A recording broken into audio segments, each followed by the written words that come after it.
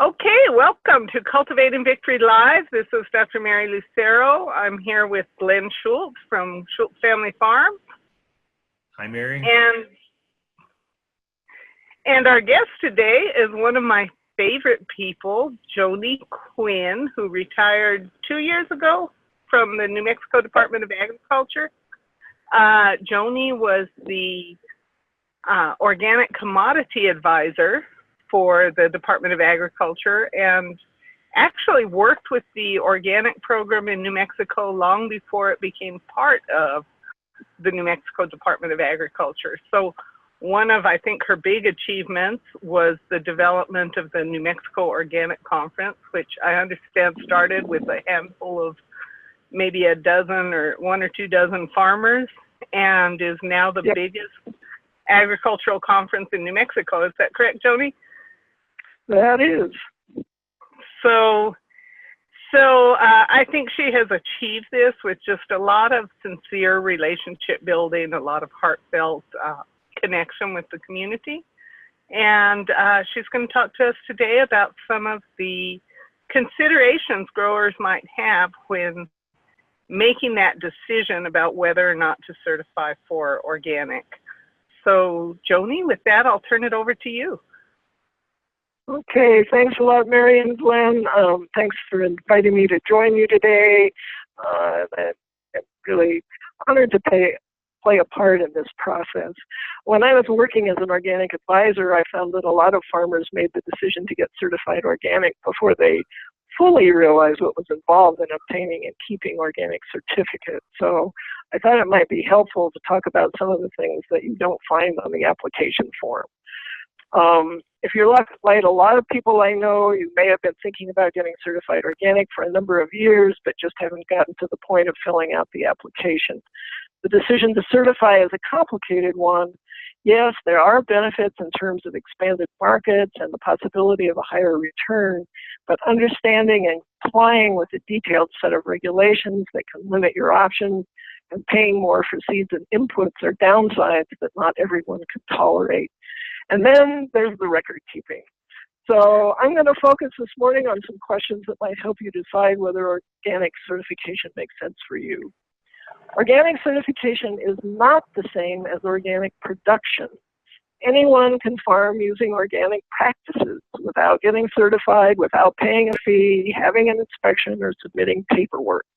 By using organic farming practices, you can help regenerate the soil, strengthen the local ecosystem, and sequester carbon.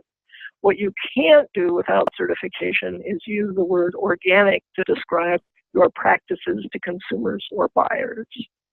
Organic certification was developed over several decades as farmers tried to do 3 things: define what was meant by the word organic, protect consumers from false claims, and develop a shorthand statement for growing practices to use to speak to customers that the farmers didn't see in person. Certification started out in the 1980s as a farmer-verified system, and that worked pretty well, but different farmer certification groups had different definitions of organic, and there was no authority to stop people who were using chemical inputs from calling their product organic. So farmers and consumers together petitioned Congress to define organic and to wield the authority to stop producers who were using the word to defraud customers. Coming up with a definition took 10 years of public hearings and discussion. Writing the rules took another 2. And in 2002, the National Organic Program rolled out the new organic standards and a system to accredit private and government bodies to certify producers of organic food and fiber. It's interesting to note that the first draft of the organic rule allowed the use of irradiation, sewage sludge, and genetically modified organisms. Those 3 were sneaked into the rule at the last minute by the industry lobby groups. The tremendous public outcry when people found out about this forced the National Organic Program to reverse the rule on those 3 things, which are now prohibited in organic production. The rule has been amended a few times, generally strengthening the standards.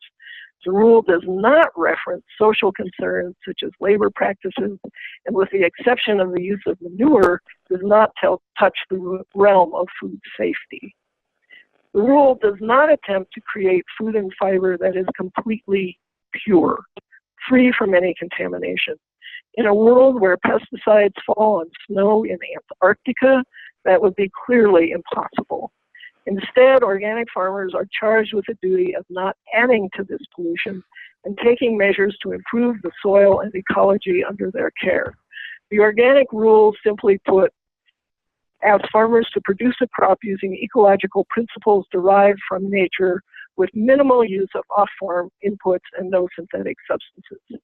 So if you're not already farming using organic practices, the first question to ask yourself is, are you not only ready but determined to use every resource at your command to farm that way? Organic farming cannot be successful or sustainable through input substitution. I have seen many farmers, driven by the price differential for organic products, attempt to produce organic crops by purchasing organic soil amendments, natural pest repellents, or using massive applications of acetic acid for weed control. Ultimately, they fail. Becoming an organic farmer means a fundamental change in farming practices. Though, of course, there's a reliance on inputs the first few years as the soil and ecosystem recover from conventional farming. Every day, organic farmers have to think about building, restoring, and strengthening the entire ecosystem, not just raising a crop. One side note here, small acreage organic farmers can face the dilemma of not being able to perform rotations and cover cropping needed to manage weeds, disease, and pests because they can't afford to take a large proportion of their land out of production during the growing season. Yeah, you can do rotations and cover crops during the off months, but the results won't be as good. Some hard work with a map and a calculator is in order to determine if you can afford to engage in these beneficial and necessary practices. If the organic practices feel comfortable, what else do you need to look at to decide if certification is right for your farm? A good place to start is by looking at your market. Do you need to use the word organic? If you are a small mixed veg organic grower who sells at the farmers markets or a CSA and you are known to your customers, then organic certification may not be needed. If you are growing hay and want to tap into the organic market for a better payday, then you will have to get certified because organic livestock producers are required to feed only certified organic feed.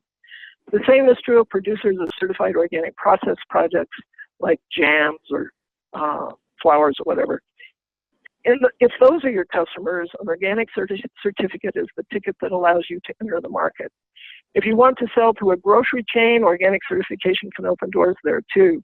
In order for grocery stores or anyone to use the word organic on their signage, the product has to be certified. Now, there is an exception for growers who grow less than $5,000 per year, but most retailers don't want to go out on a limb with this and will ask for certification. Some grocers are very happy to sell a product as local, but that leaves customers wondering about your practices and having no way to find out. Okay, so that's the market. What about your tolerance for record keeping? Organic certification will involve an on-site inspection every year. At that time, the inspector will want to see the records that verify the seeds you planted were organic, records of quantities harvested, the quantities sold, an explanation for any discrepancies between the two. You will be asked to produce records of every action you take in the field, from tillage to compost applications to irrigation.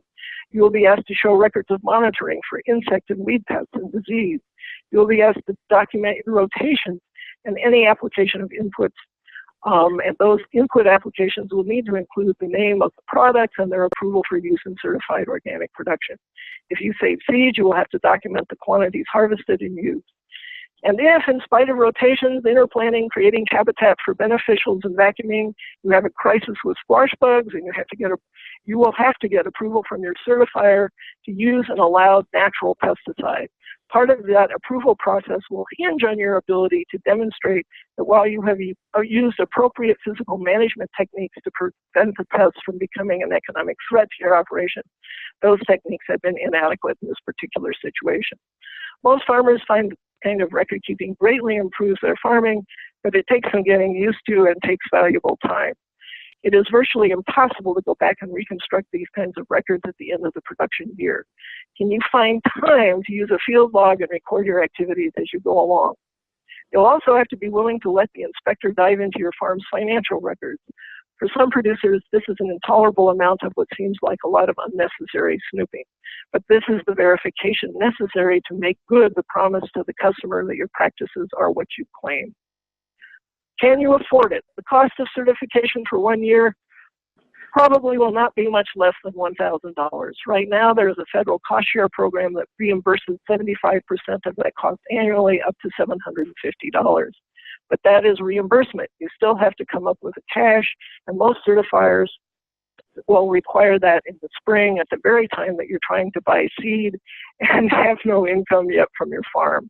And there's no guarantee that that reimbursement will be funded in the upcoming farm bill, so don't bet your farm on it. Shop around for a certifier. Prices differ, and so does the range of support, the format, the renewal process. Ask about fees beyond the application fee. What is the charge for the inspection? Will the certifier try to send out an inspector who can do more than one farm in your area and save all of you travel costs? Is there a charge for desk audits or for making changes to your organic system plan during the year? Is the certification process electronic, or can the certifier accommodate paper application? What is the average time between receipt of the application and the certification decision? Once you found the certifier, you move on to the heart of the certification process, planning for the upcoming year. Similar to record-keeping planning, but planning is even more vital. The application you fill out for organic certification will become your organic system plan. The first time around, coming up with this plan can take several days' worth of research and thought. You will be asked to state what crops you intend to produce and how you create and maintain a fertile soil that can sustain those crops. You will be asked what pests typically prey on those crops and how you intend to manage those pests, how you intend to deal with weeds, how you will harvest and store the crops, and finally, how and where you will market them. Just about everybody I've ever talked to says that this exercise is worth the $1,000 or so that it will cost you to submit the application. It will make you a better farmer. But if this is not something you are willing to do, certification is not a good move for you. Failure to develop and maintain a thorough organic system plan will make you miserable if you decide to certify.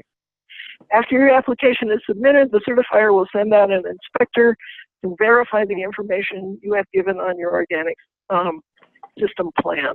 The inspector does not make the certification decision, but will simply record the information you provide, look at your records, look at your fields and equipment.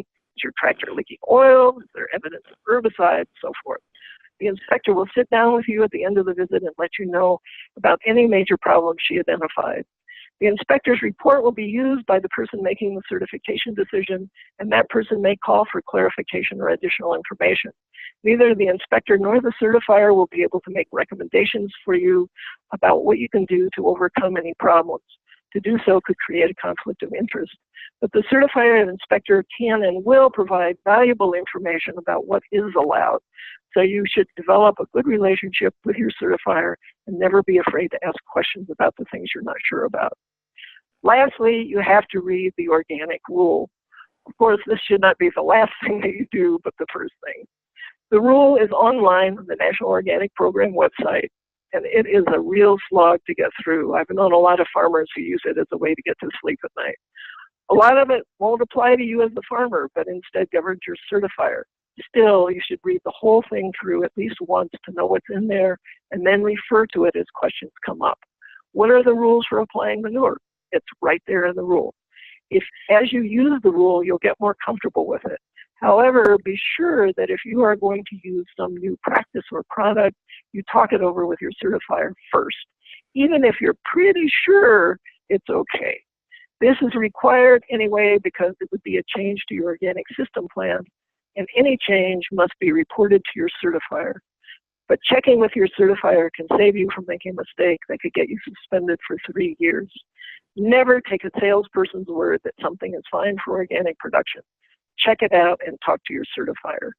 Organic certification adds more work to the already heavy load farmers carry if you actually do the work. If you don't do the work, the chances are good that you won't be happy with certification and will spend additional and frustrating time trying to resolve issues with your certifier. If you do the work, certification can open up new markets, increase the return on your labor, and in most cases, the cost of certification, both in terms of time and money, will make you a better farmer. I hope this has given you an idea of some of the things that are involved in the certification process and can help you come to a good decision for you and your farm. Thanks. Wow, Joanie, what a lot of information. Try to sort of cram in the lessons that I've learned over the years. Right. I'm trying to think where to start with the questions. I know just your comment about checking with your certifier to make sure a product is safe to use. I see a lot of products that are that have an OMRI certification level. Is that something you would still need to run by your certifier? Yes. OMRI is one organization that is essentially licensed by the National Organic Program to approve inputs. And they take a look at, what the constituents are, how it's produced, all of that kind of thing, and see if all of that conforms to the National Organic Rule. But still, if you are going to use a product that you have not listed on your organic system plan, it must be approved by your certifier, even if it's OMRI listed.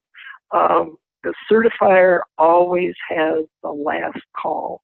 So anytime you want to use a new product, I always suggest that people start with things that are approved by OMRI, because that way the certifier doesn't have to do the research, which can end up costing you a lot of money and quite often costing you so much time that using it for that season is out of the question anyway, because there's nothing that compels input manufacturers to answer a certifier's question.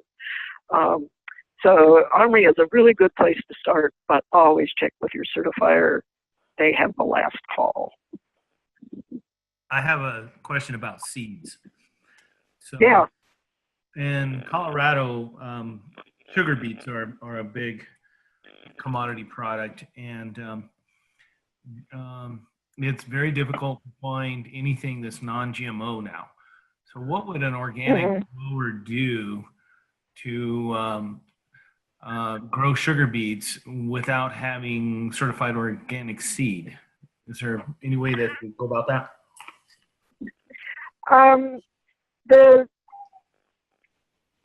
Ever using GMO seeds is absolutely prohibited. So that's one thing right off the bat. For a grower who is looking to grow sugar beets, the first thing they would have to do is look for organic sugar beet seed.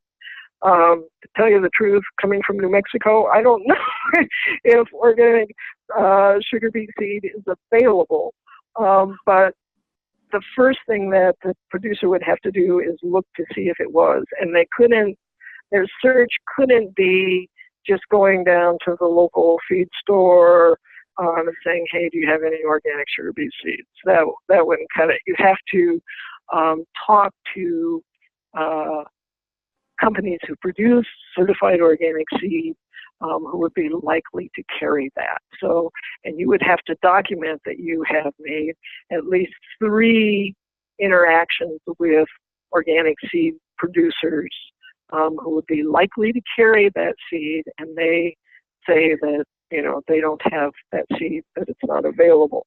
If you can't find it and you have documented a search that shows that, then you would be allowed to use conventional seed that is non-GMO and non-treated.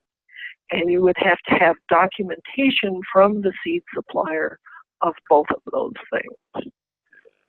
So, it can be a problem. One thing that I would say is that over the years, when I first started out in this, it was really hard to find a lot of organic seeds. But now there are very few things that there aren't organic seeds available for. Alfalfa, for example, is a good example of something where it can be, you have a little bit extra room as long as you avoid treated seeds and GMO seeds.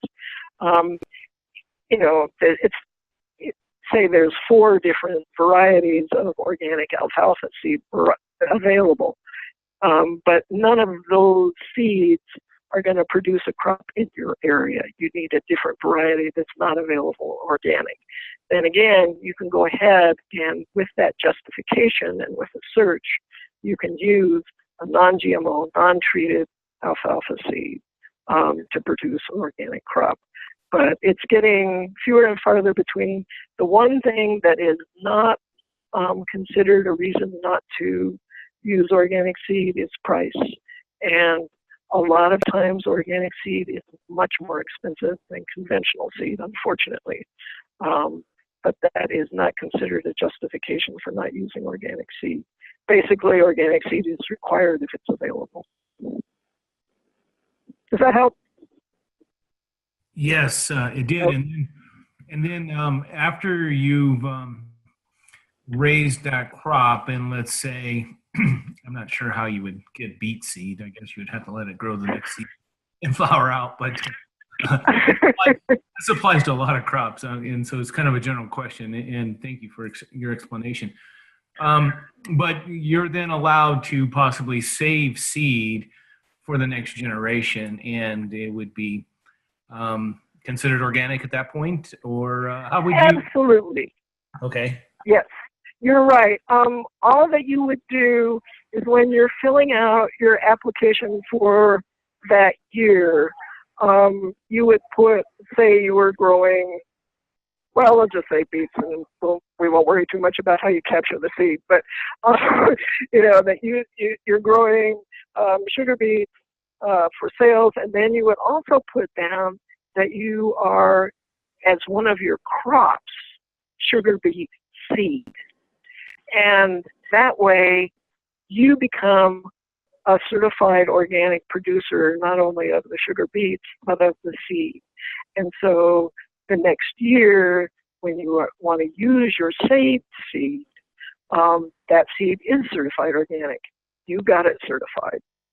And an awful lot of farmers do that, you know, to avoid the high cost of certified organic seed. The other thing that's hard for all of us in sort of the Rocky Mountain region is that, unlike people in California who have seed producers right there, we're shipping most of our seed. And a lot of times it's coming from one coast or the other, or from the Midwest someplace. And that can yet again double the price of seed. And a lot of, you know, feed stores and that kind of thing don't carry certified organic seed, so you are talking about shipping expenses. So saving your own seed, if you can do it, is absolutely the way to go. One other question for you. I've got a farm that's 6 acres, and I'm kind of in the middle of big GMO guys. And they grow corn, sugar beet, and usually some kind of grain like barley for making beer. And on the corn deal, so I know there's this buffer zone. So help farmers understand, can they be in the middle of other their neighbors growing GMO stuff? Can you be organic, and how close can you be, and things like that? Okay. The whole question of buffer zones is a very difficult one, and there is no set distance because every situation varies. So if someone is growing and pretty well surrounded by people growing GMO crops, then my first suggestion would be to try to avoid growing those same crops. And that way you just don't have an issue. But if you are doing corn, for instance, I would get with my extension agent and talk to them about, when you have pollination, and see if you can get something that would be on a different enough cycle so that time would be your buffer zone. And that's not always possible either. And in that case, what you need to do is just sit down with your certifier, with maps of where these people are, what they're growing, what you're growing, and ask them, and you need to make a proposal. They can't say, oh, well, you do this, but you can say, my proposal is that there's a road here and blah, blah, blah, blah, blah. And maybe I've got a hedgerow right here that would help break up the pollen drift, or, bees or whatever is the pollinator. Everything is individual, but you would just need to sit down and come up with a plan that you think would prevent cross-contamination, and then present it to your certifier. And like I said, an extension agent here can be very helpful in terms of figuring out the timing and all of the other kinds of things that can protect you. They've done a little bit of work in New Mexico with alfalfa, and just the timing of the cutting and so forth that can be helpful for organic farmers. But there's still a lot of work to be done on it. And unfortunately, the burden right now is on the organic farmer.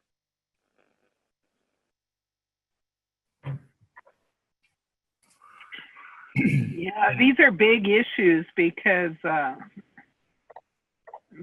land is so dominated by conventional that I guess the politics of trying to keep your crop clean in an unclean world is a big deal, right? I mean, there's no easy answer to it. And sometimes, you can find neighbors who would be willing to, maybe if they grow several different kinds of crops, grow a crop that's not a GMO crop on their fence line with you. I mean, it just takes a lot of exploring, but it's a very difficult process. It's a very difficult process. And the GMO is probably the hardest one to manage. The applications of pesticides and herbicides. I know when we look at the research data, you can find papers that talk about crop contamination by GMOs and about the genes moving into other crops. But these papers tend to get buried under the papers that report the opposite, that this kind of cross-contamination doesn't happen. I still remember talking to a molecular biology professor recently, maybe two years ago, who had worked in plant biotechnology all her life. And I brought up the fact that I had been talking to some growers who submitted their chili samples because they were trying to sell their chili as organic. And the lab detected GMOs in there. They detected evidence of modified genes in there. Now, nobody's genetically engineering chili on the market today. So there's had to have been some kind of contamination. And the chili grower was not able to sell their crop as organic. But this professor didn't seem to see that as a problem. She brushed it off as maybe they grew some corn in the soil that wasn't organic, and therefore the genes were in the soil, or this kind of thing, some kind of environmental contamination that didn't put that gene in the chili.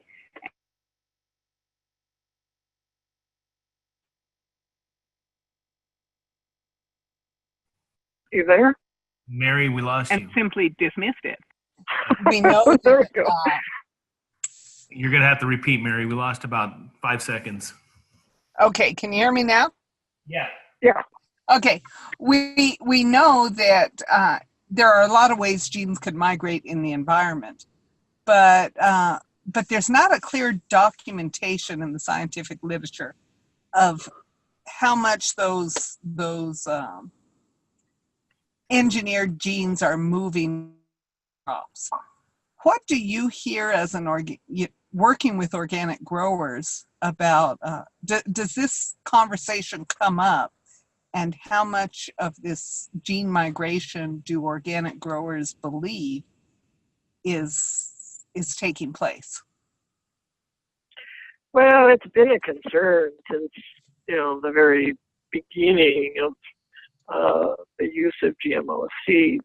And, I think, personally, I feel like it's just one more example of us using technologies that we don't really understand well, and getting into a lot of trouble because of it.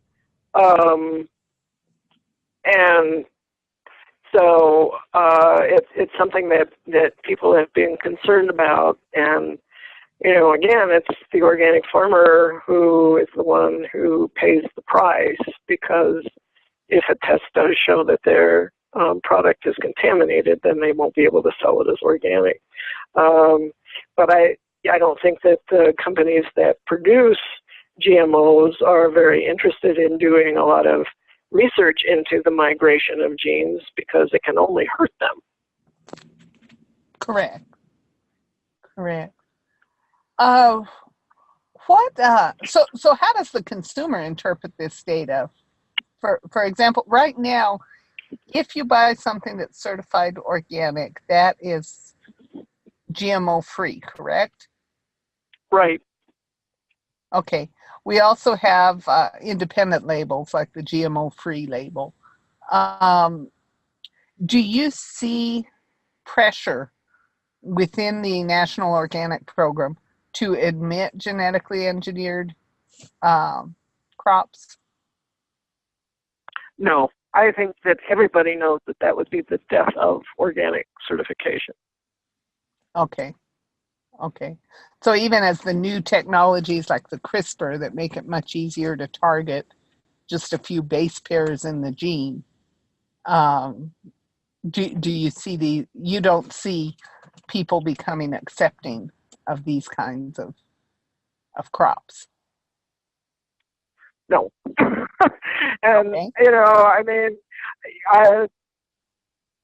I'm not saying that, it absolutely couldn't happen that the NOP wouldn't change the standards, but if it did, it would be the end of organic certification. The whole point of organic certification is that it is certifying a process.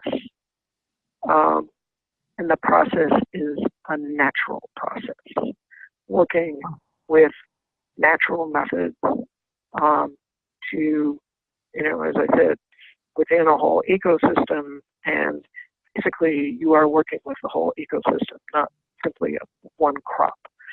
So, that's why, it's not, and that's why, for instance, on sort of a easier level to understand maybe than, all of the different things that can go on a genetic level.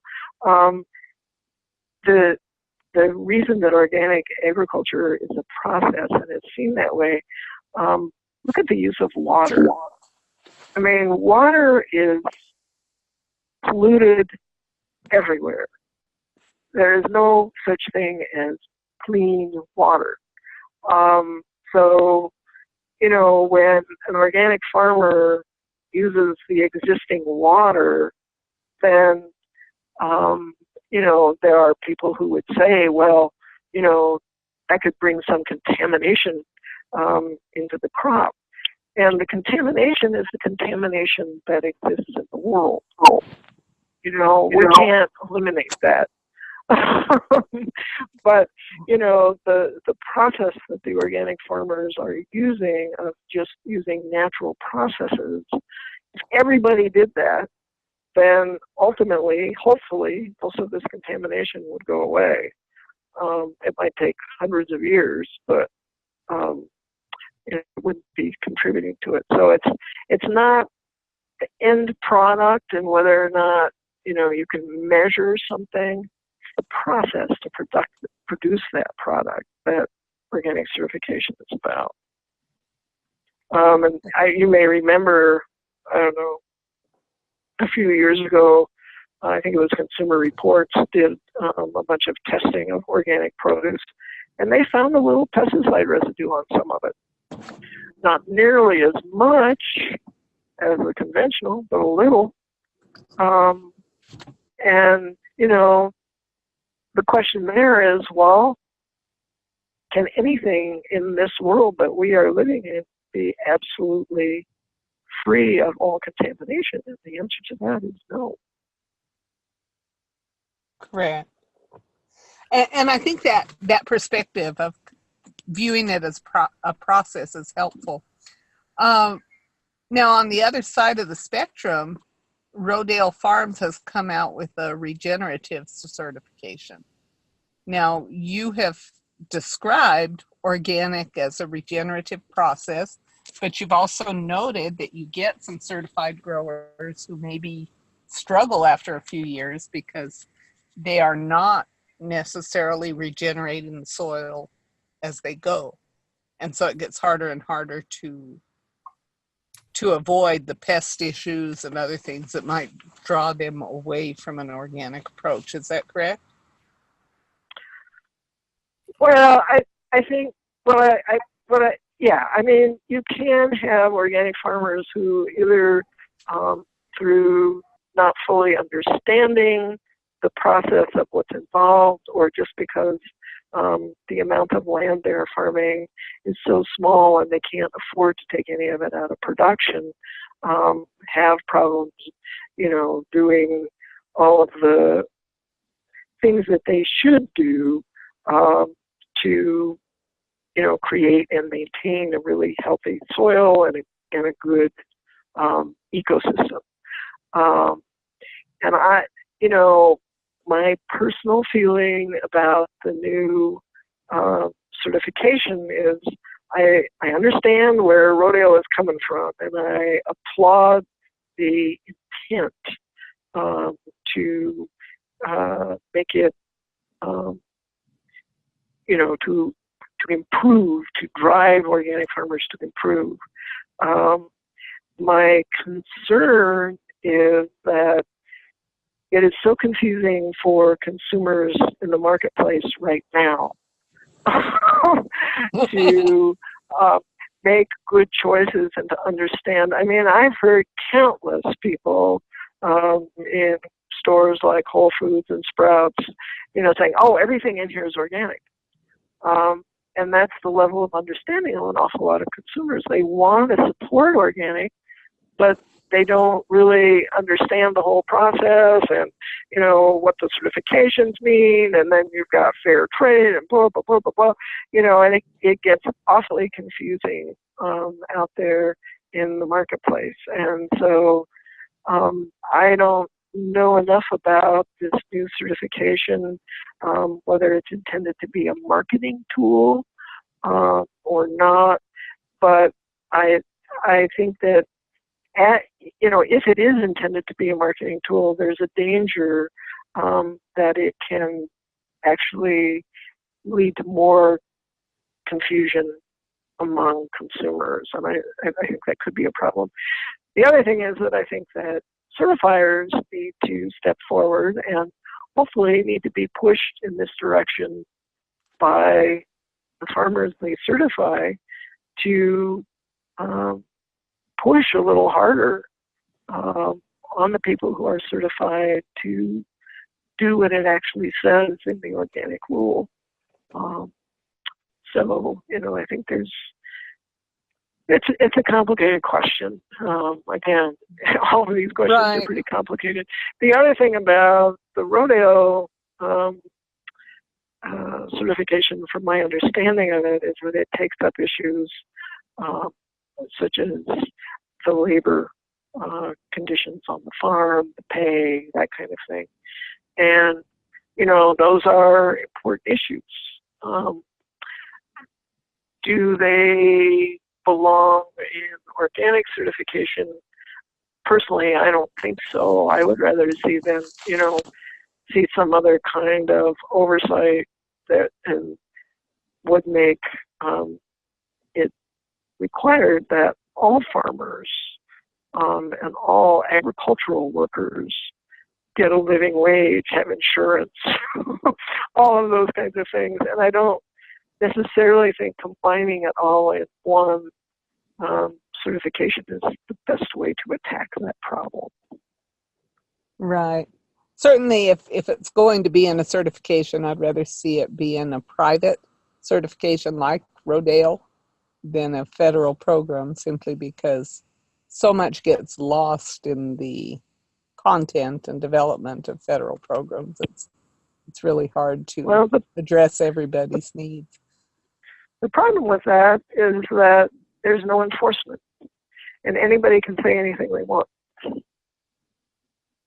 So, yeah, you've got the people who are privately certified adhering to those standards.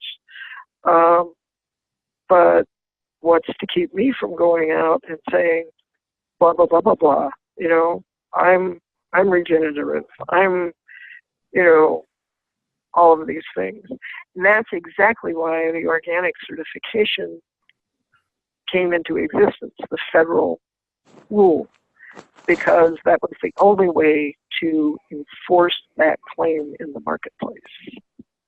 So it's a problem. They're going around and around and around. And I think one reason Glenn and I do these Zoom meetings is because I think that the depth of these questions is not well understood by the public. And so I guess with that, you know, one of the common questions I get from consumers is, what does organic really mean? Is organic better nutrition? Is organic healthier? Or is it just a marketing thing? And I guess I'd like to hear your thoughts on that as well. Well, it is a marketing thing. And as I mentioned, it's a way for farmers to talk to consumers who they don't have any contact with. When I go into Whole Foods to buy lettuce, I can't talk to that farmer and say, hey, you know, what are your practices? So what I have to do is rely on that little USDA seal that says this is certified organic. When it says that, I have not only the promise, but the verification through annual inspection that a whole number of practices that I consider important were followed in producing that. We've been talking about maybe some people do a little better job than others to actually make it sustainable for the farmer. But I know that that product was produced without GMOs, without irradiation. I know that there were no synthetic pesticides, herbicides applied. I know that, you know, the seed was not seed that was generated using all of the things that I don't like about conventional farming. So, you know, I know quite a bit about that.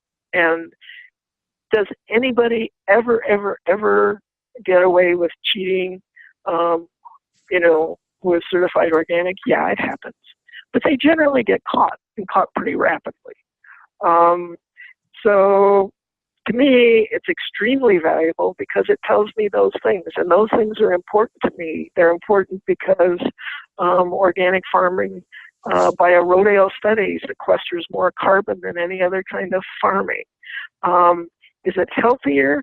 I think there's still a lot of research that needs to be done, but there has been a lot of evidence that organically produced produce is higher in antioxidants than most conventional, that it has lower pesticides, and in some cases more nutrition. But again, you know, we're just on the very, very beginning of getting that kind of research, and the people who really want to know are not the ones who are funding research about nutrition. So, you know, it's not moving along very rapidly. But to me, the overriding concern when I choose to buy organic products is the health of the planet. And I think that there is clear and demonstrable evidence that organic farming is much healthier for the planet, uses less water.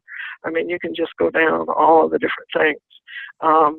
So, yeah, you know, is there a reason to buy organic? You bet. Is it helpful for you? Probably. We still don't have a lot of compelling evidence, although we have some. But, you know, a lot of other things go into that whole scenario too, about where you live and the pollutants that are around you and all of those kinds of things. So, but I think it's a good, if you're wanting to do everything you can to eat more healthily, I think organic produce is a good thing to choose. But like I said, for me, the number one question is the health of the planet. So help people understand the difference between these labels. I'm always explaining it. Some people are misled thinking natural is as good as organic, and that non-GMO certified is good as organic. So just help us understand the difference between these labels. Okay. Yeah, natural. I had one farmer friend who always says, natural means not certified organic. And really, natural has essentially no legal definition. It means one thing on processed products, one thing, you know, in livestock, but it doesn't, you know, it doesn't have any definition. You know, anybody could say, well, this apple is natural because it came off a tree. You know, and there you go. There's a label that a lot of people use, a pesticide free. When I used to work produce long ago, I discovered that pesticide free doesn't mean that no pesticides were used in the production of that. What it means is that no pesticides are detected on that particular produce. And again, that's something that I don't want to support. I don't want to support the use of pesticides in growing something, but you know, and then have it say pesticide free just because no pesticides are detected. In terms of GMO,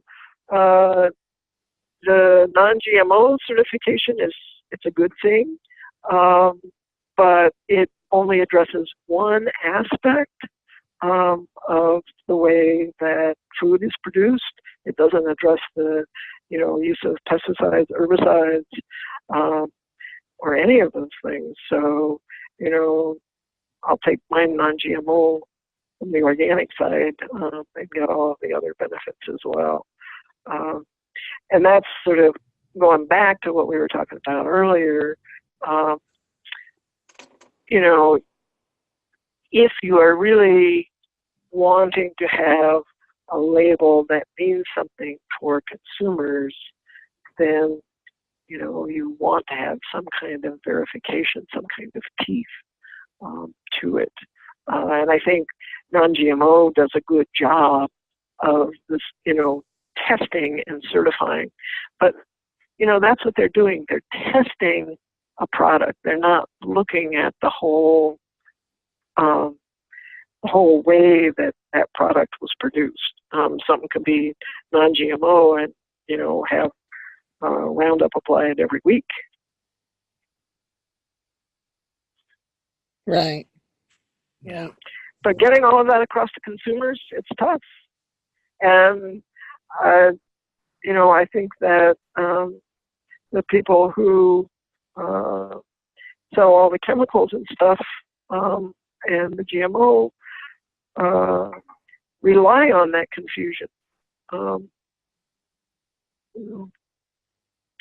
All we can do is just keep talking to people.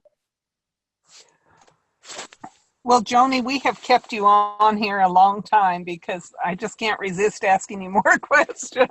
You have such a wealth of information, and it's valuable on both ends. I think that growers do need to understand the full process and what they're getting into when they commit to organic. And I think consumers really need to understand what they are purchasing when they purchase an organic product, what the benefits of that are and what the limitations are. So, Right. and in the end, I think these are the entities that are going to drive our change is what the grower and the consumer know. We recently interviewed Dan Kittredge with the Bionutrient Food Association, and he talked about a device they are developing that people will be able to take into the produce section and scan food to measure the nutrient density. And I think those kinds of innovation are really going to change the way that we do things. Both on the consumer end and the grower end as this information becomes more available. So the New Mexico Organic Conference is coming up next week. Are you going to be there? It's coming up this week. End of this week. I hope you remember that, Mary, because I think you're speaking. I'm going to be there. I'm going to be sitting at the Western Fair table. So. Oh, good. We will look for you. And Okay, great. I will have a table there for End-O-Fite Enterprises. Glenn, tell us what you're going to be talking about. I get to talk about composting, beginning composting, but I may take it a little bit further. Cool. Yeah. That's okay. Excellent. Well, Joanie, thank you so much for coming out today. You're welcome. Thanks so much for having me. I really enjoyed it a lot. Thank you, Joanie. Thanks.